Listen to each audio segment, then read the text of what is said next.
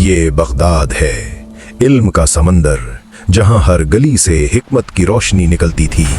लेकिन 1258 में एक ऐसी आग भड़की कि सब कुछ जलकर राख हो गया और दजला का पानी सयाह हो गया।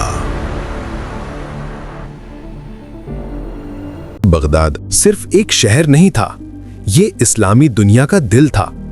जब अब्बासिद कैलिफेट अपनी उरूज पर थी तो बगदाद दुनिया का सबसे बड़ा इल्म का मरकज बन चुका था। यहाँ बैतुल हिकमत था, जहाँ दुनिया भर का इल्म जमा होता, ट्रांसलेट होता और आगे बढ़ता था। साइंटिस्ट्स, डॉक्टर्स, फिलोसोफर्स सब यहाँ से उभरते थे। बगदाद उस वक्त सिर्फ एक कैपिटल नहीं बल्कि पूरी दुनिया का सेंटर ऑफ नॉलेज था। फिर तारीख ने एक खौफनाक मोड़ लिया।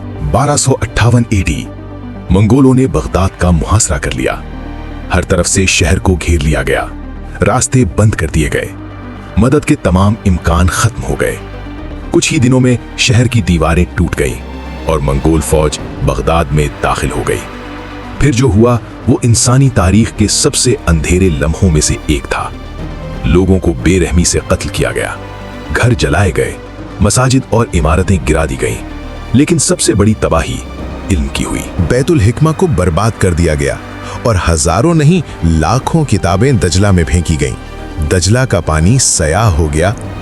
सोचो, सदियों का इल्म सिर्फ कुछ दिनों में दरिया में बह गया।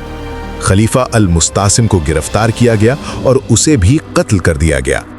इसके साथ ही मंगोलों ने 500 साल पुरानी अब्बासिद खिलाफत का खात्मा कर दिया। बगदाद जो दुनिया का मरकज था, अब सिर्फ एक खामोश और उजड़ा हुआ शहर बन चुका था। ये वाकया सिर्फ एक शहर की बर्बादी नहीं, ये एक सबक है कि जब गुरूर, गफलत और कमजोर फैसले एक साथ आ जाएं, तो तारीख की सबसे बड़ी कुव्वत भी मिट जाती है।